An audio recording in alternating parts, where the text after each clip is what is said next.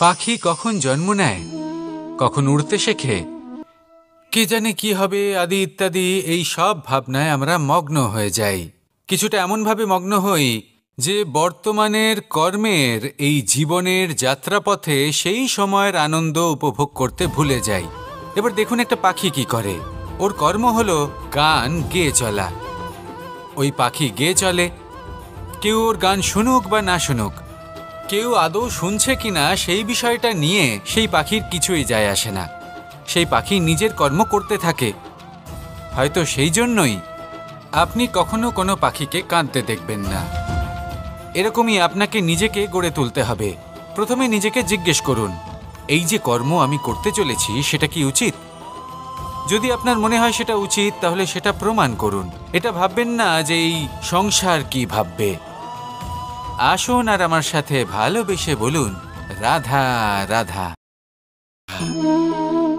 এই পুকুর দেখছেন আপনি? বাচ্চা, বৃদ্ধ, যুবক, যাকেই আমি জিজ্ঞেস করব এটা কি, সবার উত্তর সেই একই হবে। উত্তর তখনই বদলাবে যখন প্রশ্ন এটা হবে যে আপনি এই পুকুরে কি করতে চান। কেউ বলবে আমি এমনি এর পাড়ে বসে এই জল স্পর্শ করে ঠান্ডা হাওয়ার আনন্দ অনুভব করতে চাই। কেউ বলবে আমি এই পুকুরে সাঁতার কাটতে চাই। কেউ বলবে কাগজের নৌকা বানিয়ে আমি এতে ভাসিয়ে দিতে চাই। কেউ বলবে আমি মাছ ধরে নিজের জীবন যাপন করতে চাই, ইত্যাদি ইত্যাদি। আপনাকে একটা কথা বলে রাখি, আমাদের জীবনও এই পুকুরেরই মতন, একই রকম। কিন্তু আমরা এই জীবন নিয়ে কি করব সেই সিদ্ধান্ত আমাদের। এই পুকুরে আপনি মুক্তও পাবেন, আবার পাঁকও পাবেন। যদি আপনি মুক্ত পেতে চান তাহলে এই পুকুরের গভীরে আপনাকে যেতে হবে। ততটাই চেষ্টা করতে হবে যতটা করলে আপনি সেই মুক্ত অর্জন করতে পারবেন। না হলে শুধু পাঁকে হাত পড়বে। তাই যা আমি সর্বদা বলে থাকি, সিদ্ধান্ত আপনার। রাধা রাধা। এই সংসারের সব থেকে বড় সুখ কি? অবশ্যই সহ্য করতে হবে। এটাই হলো প্রকৃতির নিয়ম। এই নিয়ম কিন্তু আমরা সবাই জানি, কিন্তু আমাদের মধ্যে বেশিরভাগ মানুষ এই বিভ্রান্তি নিয়ে বাঁচি যে এই যে প্রকৃতির নিয়ম তা আমার ওপর প্রযোজ্য নয়। তা কিন্তু নয়। আমাদের চতুর্দিকে এই যে নিসর্গ রয়েছে, আমরা তার কতটা ক্ষতি করি সেটা একবার ভেবে দেখুন। আমরা বনাঞ্চল জ্বালিয়ে দিই, বায়ু দূষিত করি, জল দূষিত করি, প্রাণীদের হত্যা আমরা করি। কেন?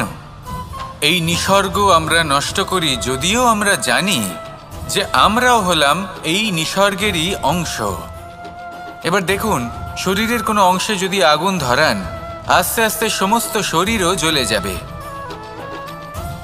সেইভাবেই নিসর্গ যদি নষ্ট হয়ে যায় তাহলে মনুষ্য জাতিও নষ্ট হয়ে যাবে। তাই এই যে নিসর্গ আপনি দেখছেন, এই পুষ্প, এই বৃক্ষ, বায়ু, জল, এদের সকলকে রক্ষা করুন, নষ্ট নয়। মনে রাখবেন, যদি নিসর্গ থাকে মানুষ থাকবে, যদি নিসর্গ থাকে তাহলেই জীবন থাকবে। আসুন আমার সাথে ভালোবেসে বলুন, রাধা রাধা। এই সংসারে সবাই বলেন আমি অর্জুনের মতো হয়ে উঠতে চাই। সবাই চায় যে তারাও যেন অর্জুনের মতো গান্ডীব লাভ করে। তারাও চায় যে তাদেরকেও মহাদেব এসে পশুপতি অস্ত্র দান করবেন। তারাও এটাই চায় মহাভারতের মতো মহাসংগ্রামে বিজয়ী হতে। কিন্তু সবাই ভুলে যান যে অর্জুন যা হতে পেরেছিলেন সবকিছুই অর্জন করেছিলেন।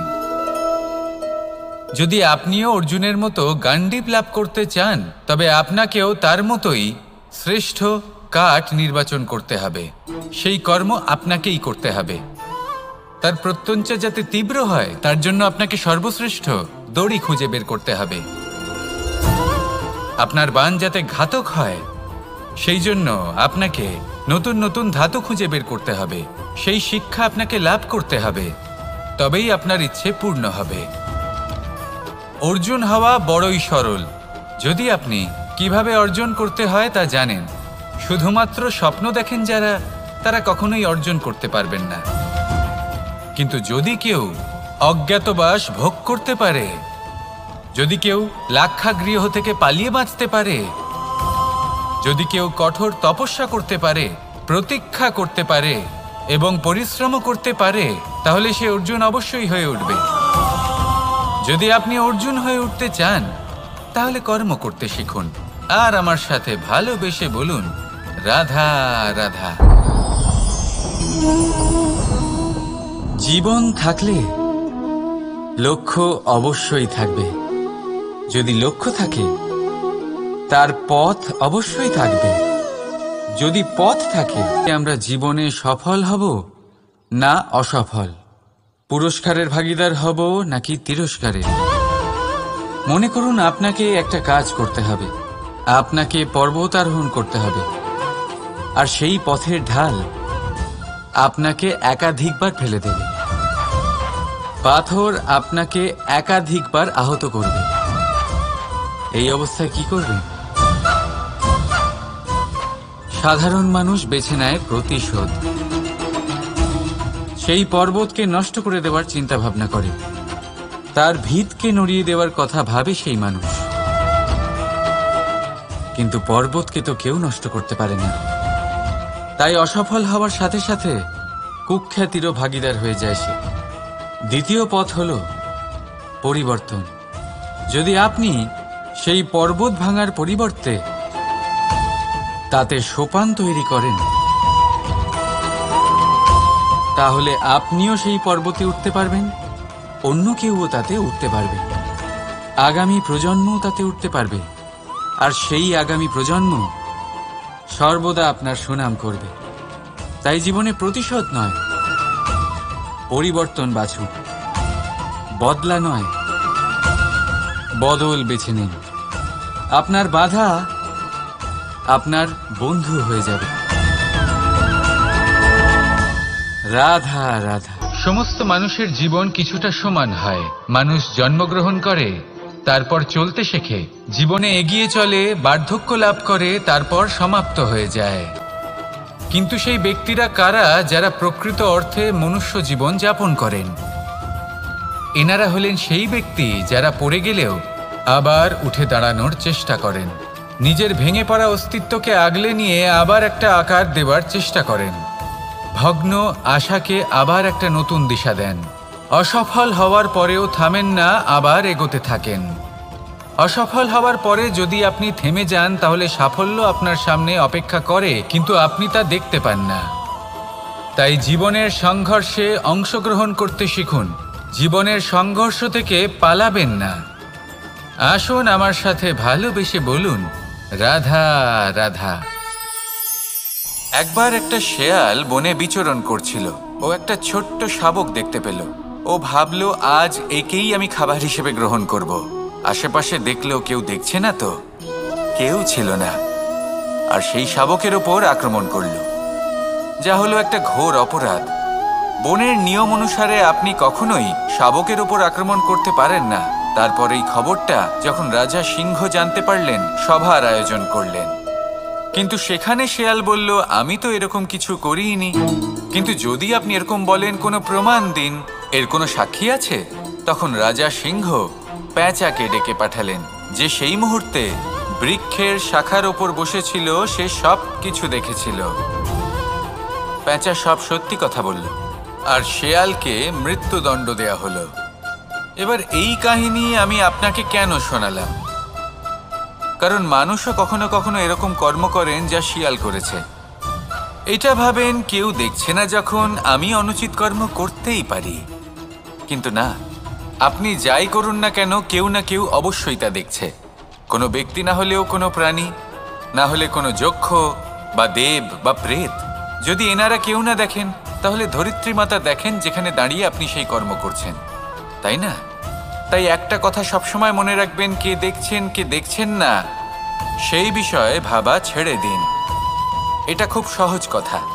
আপনি যদি উচিত কর্ম করেন, উচিত ফল পাবেন। যদি অনুচিত কর্ম করেন, তাহলে আপনি অনুচিত ফল অবশ্যই পাবেন।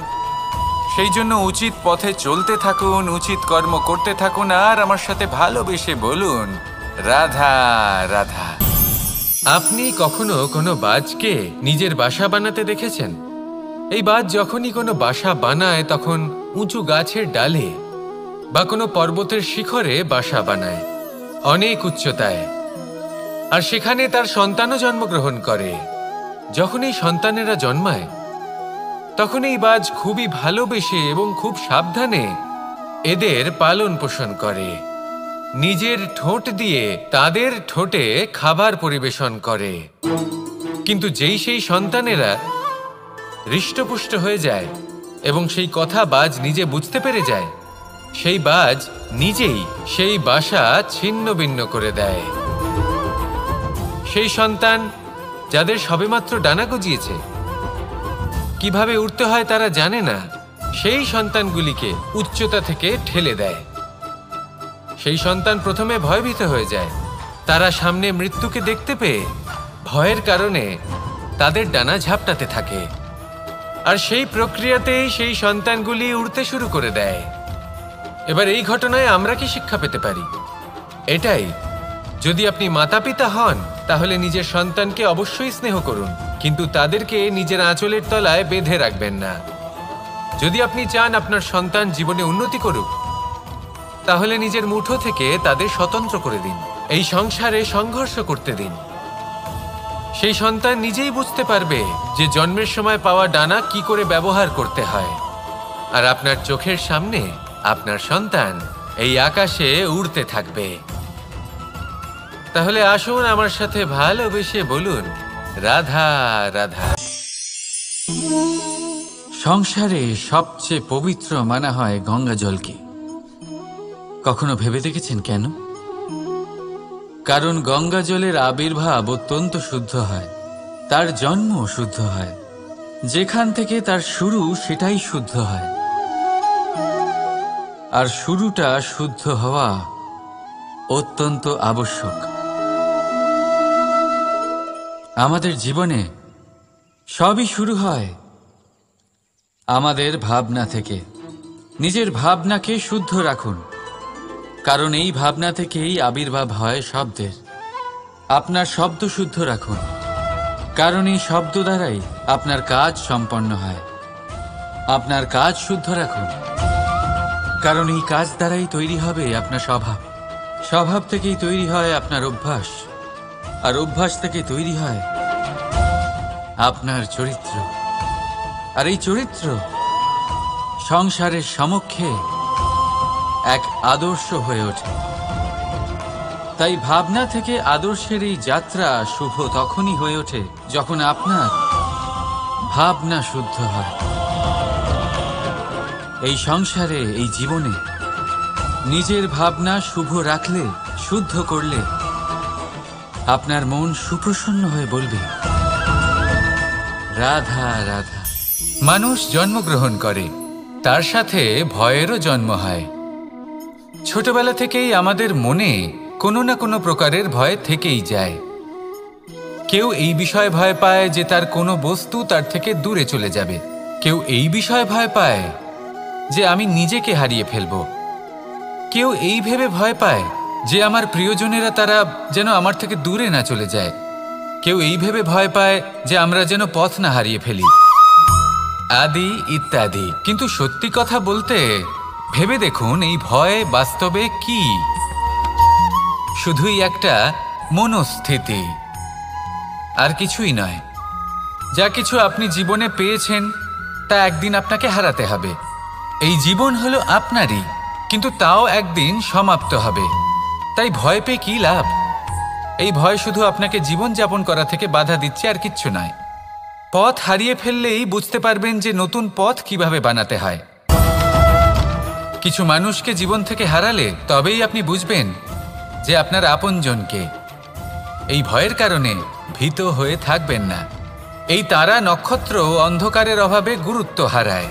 শিবকেও মহাদেব হওয়ার জন্য বিষপান করতে হয়েছিল। প্রত্যেক পরিস্থিতি, প্রত্যেক সাফল্য আপনার পরীক্ষা নেবে, তাতে উত্তীর্ণ হওয়া হলো আপনার কর্ম। যখনই আপনি ভয় পাবেন বা সংকটের সম্মুখীন হবেন, তখন সাহসের সাথে তার সম্মুখীন হন। মনে রাখবেন, যে সম্মুখীন হতে জানে সাফল্য তার সাথে সবসময় থাকে। আসুন আর আমার সাথে ভালোবেসে বলুন, রাধা রাধা।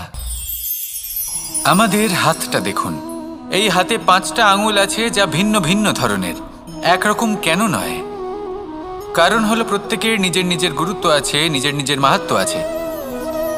এরা ভিন্ন, তাই একত্রিত হয়ে মুষ্টিবদ্ধ করা সম্ভব, যার দ্বারা আমরা আত্মরক্ষাও করতে পারি, আবার আক্রমণও করতে পারি।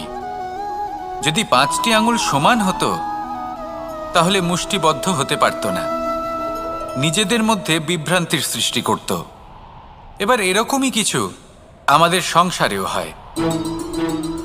আমাদের দেশ, যেখানে একটি ভূমির ওপর ভিন্ন ভিন্ন ধর্মের মানুষ বাস করেন, ভিন্ন ভিন্ন জাতি, ভিন্ন ধর্ম, ভিন্ন ভাষা।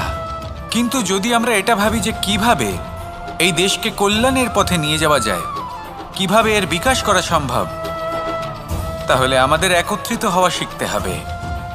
যেইভাবে 5টা আঙুল একত্রিত হয়, মুষ্টিবদ্ধ হয়, সেইভাবেই আপনার যে ভাষাই হোক, যে ধর্মই হোক, যে জাতি হোক না কেন, ঠিক আছে, আবশ্যক হলো আপনার নিজের কর্মভূমির সাথে, আপনার ধরিত্রীর সাথে যুক্ত থাকা, সাথে থাকা।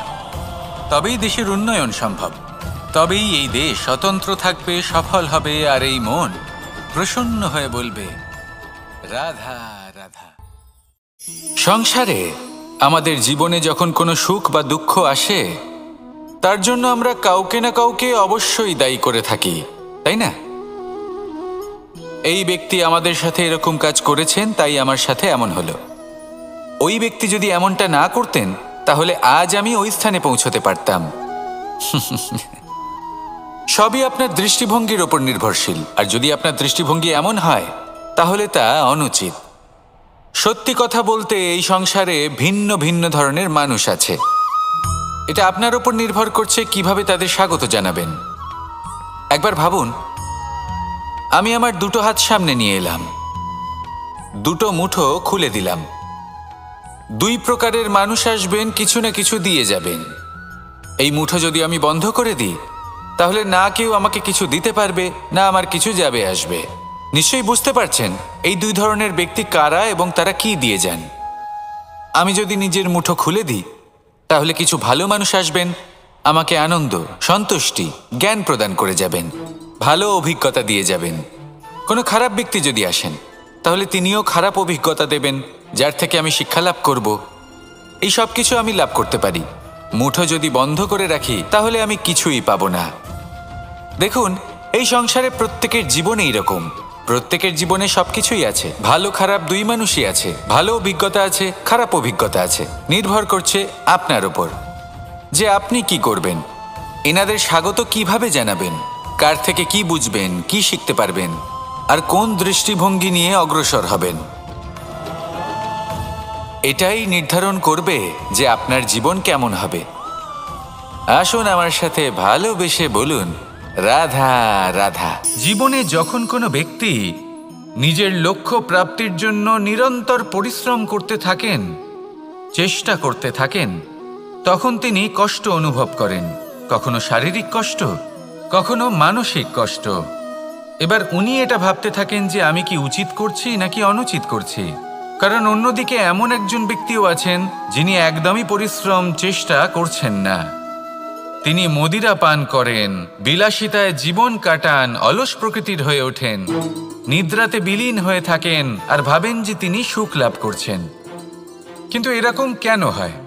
কারণ যখন আমরা সৎ পথে থাকি, উচিত পথে চলি, লক্ষ্য প্রাপ্ত করার জন্য চেষ্টা করতে থাকি, তখন আমাদের ভেতরে থাকা নেতিবাচক শক্তি এবং পাপ এই দেহকে ত্যাগ করে দেয়। আর এই অনুভূতিটাই আমাদের দুঃখের অনুভূতি দেয়, কষ্ট দেয়। এবার সেখানে যদি আমরা কুপথে চলি, অনুচিত পথে চলতে থাকি, তাহলে আমাদের ভেতরে থাকা পুণ্য এবং ধনাত্মক শক্তি আমাদের দেহ ত্যাগ করে দেয়। আর এই অনুভূতির কারণেই আমরা সুখ অনুভব করি।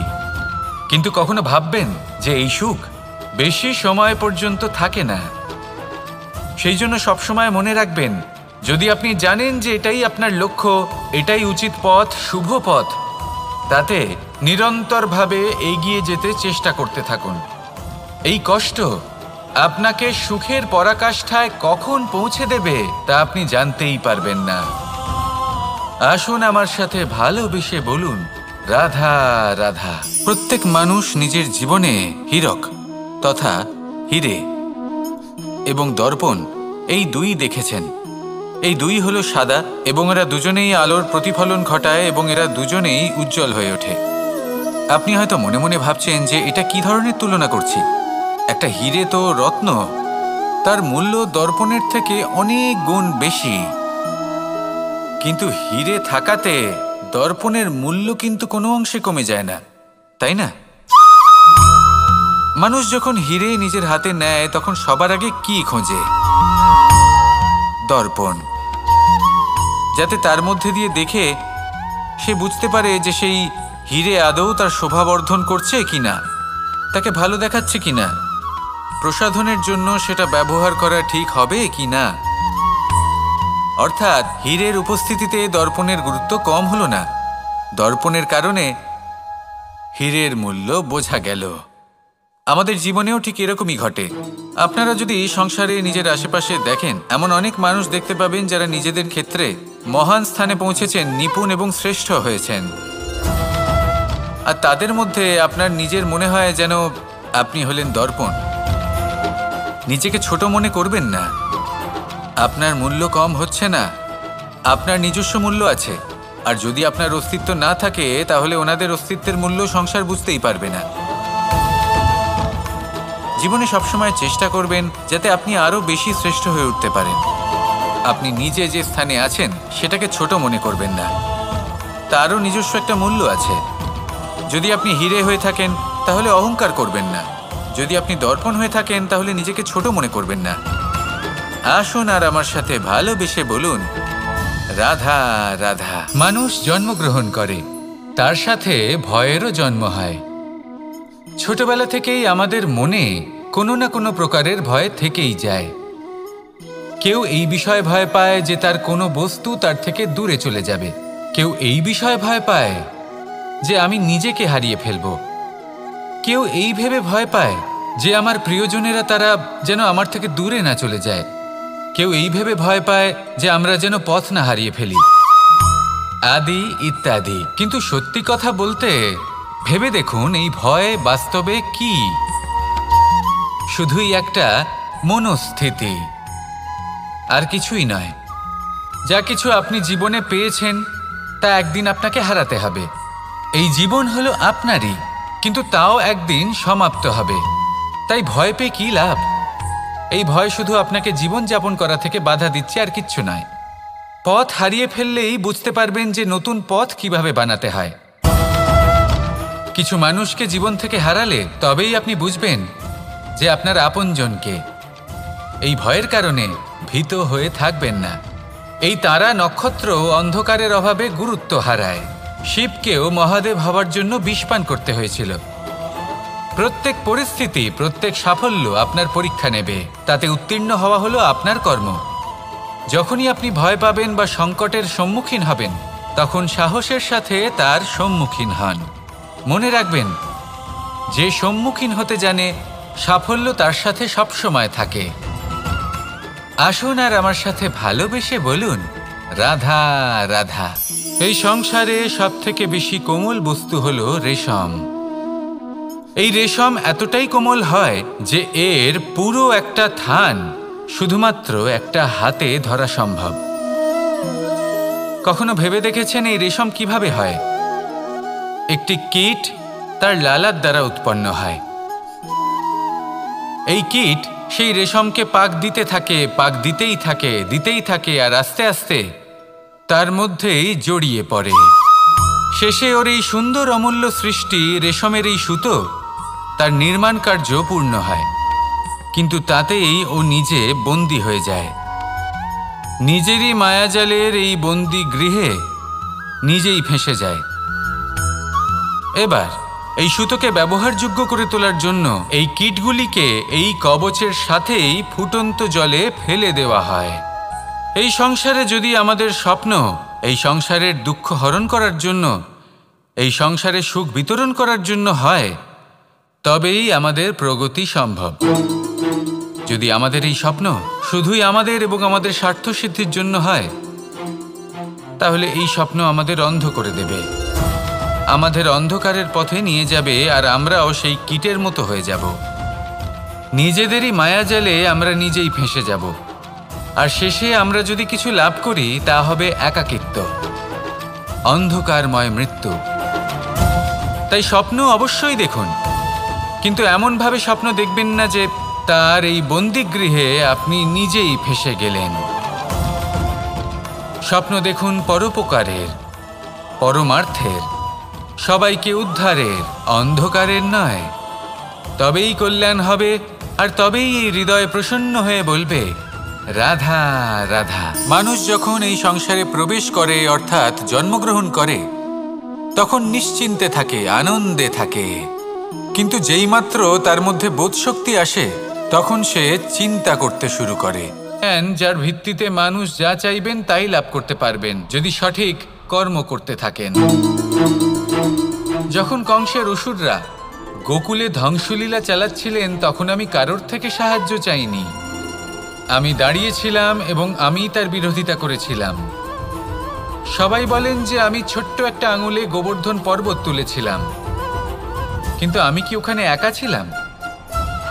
কখনোই নয়। আমার সাথে অসংখ্য গোকুলবাসী, অসংখ্য বর্ষণাবাসী ছিলেন, নিজের হাতে একটা লাঠি নিয়ে। ওনাদের মনোবল, ওনাদের আশীর্বাদ আমার সাথে ছিল। মহাভারতে আমি শুধুই শিক্ষক ছিলাম, আমি শুধুই শিক্ষা দিয়েছি। লক্ষ্য সাধন করেছে অর্জুনই, যুদ্ধ করেছে অর্জুনই, এবং জয়ীও হয়েছে অর্জুনই। আমি শুধুই শিক্ষা দিতে পারি। অবশেষে আপনাকে শুধু এটুকুই বুঝতে হবে যে ঈশ্বর সবকিছু করতে পারেন না, করতে হবে আপনাকে। ঈশ্বর আপনাকে আশীর্বাদ করতে পারেন, যে কাজ আপনি মন থেকে করবেন সেটা অবশ্যই পূরণ হবে। সেই জন্য নিজের লক্ষ্যের পথে এগোতে থাকুন। চেতনা, বিবেক এবং পরিশ্রমের দ্বারা আপনার যা যা স্বপ্ন আছে, যা লক্ষ্য আছে, আপনি অবশ্যই লাভ করবেন। আর এই মন সুপ্রসন্ন হয়ে বলবে, রাধা রাধা। ভোজন। এই সংসারে যেই হোক না কেন, কোনো মানুষ হোক, কোনো প্রাণী হোক, কোনো কীট হোক বা কোনো বনস্পতি হোক, প্রত্যেকের জন্য ভোজন অতি আবশ্যক। কারণ এবার এই বিষয়ে আমরা সকলে জানি। আপনি কি এটা জানেন যে শ্রীরাম বাস্তবে অমাবস্যার এক রাত আগেই অযোধ্যায় পৌঁছে গেছিলেন? সবার সামনে অমাবস্যার রাতে এসেছিলেন। এর কারণ কি? শ্রীরাম প্রমাণ করতে চেয়েছিলেন যে যে কোনো সময়, দিন হোক বা রাত, শুভ বা অশুভ হয় না। শুভ অশুভ কিছু থাকলে তা হলো মানুষের চিন্তা, তার ভাবনা, তার নির্বাচন আর তার কর্ম। নিজেই দেখে নিন, শ্রীরাম শুভ কাজ করে ফিরেছিলেন এবং অমাবস্যার মতো গভীর এক রাত্রিকেও দীপাবলিতে পরিবর্তিত করেছিলেন। এমনটাই যদি আমরা করতে পারি, তাহলে এমন কোনো গৃহে যান যেখানে অসহায় ব্যক্তি রয়েছেন, যা অন্ধকারাচ্ছন্ন, আর সেখানে প্রকাশ প্রজ্বলিত করুন। প্রকাশ সহায়তার, প্রেরণার, আশার। যদি এমন কিছু আমরা করতে পারি, তাহলে তাকে প্রকৃত অর্থে দীপাবলি বলা যেতে পারে। তাহলে নিজের পরিবারের সাথে দীপাবলি পালন করুন। আপনাদের শুভেচ্ছা জানাই। আসুন আর আমার সাথে ভালোবেসে বলুন, রাধা রাধা। এই শুকনো পাতাটিকে দেখুন, নিষ্প্রাণ হয়ে পড়েছে। কোনো একটা সময় এই পাতাটি একটা গাছের ডালে ছিল। সেই গাছ ওর লালন পালন করত। যখন যখন বাতাস বইত, এই পাতায় কম্পন দেখা দিত, মনকে প্রফুল্ল করে তুলত। কোনো একদিন এই পাতা গাছের ডাল থেকে ঝরে পড়ে গেল। নিঃসন্দেহে ও নিজের স্বাধীনতা পেল, কিন্তু আস্তে আস্তে শুকিয়ে গেল, নিষ্প্রাণ হয়ে গেল। দেখুন, আমি এই কথা বলছি না যে স্বাধীনতা অনুচিত, কখনোই না। কিন্তু যে কোনো পরিস্থিতিতে স্বাধীন হতে চাওয়া এটা নিশ্চিতরূপে অনুচিত। আমরা যদি আমাদের জীবনে পরিবারের গুরুত্ব ভেবে দেখি, তাহলে এই পরিবারে যতই মতভেদ থাকুক না কেন, যতই মনোমালিন্য থাকুক না কেন, যতই বিবাদ থাকুক না কেন, এই সব মিটিয়ে নেওয়া অত্যন্ত প্রয়োজনীয়। সেই সব কিছু সমাপ্ত করা অত্যন্ত প্রয়োজনীয়। কখনো এই পরিবারকে ভাঙতে দেবেন না, কখনো এই পরিবার থেকে দূরে চলে যাবেন না। এই পরিবার হলো আমাদের জীবনের একটা অমূল্য সম্পদ, অমূল্য এক আশ্রয়, যা এই সংসারে হয়তো কোথাও আপনি পাবেন না। তাই একে আগলে রাখুন। ভেবে নিন আপনি পাতা আর আপনার পরিবার সেই গাছ। আসুন আমার সাথে ভালোবেসে বলুন, রাধা রাধা।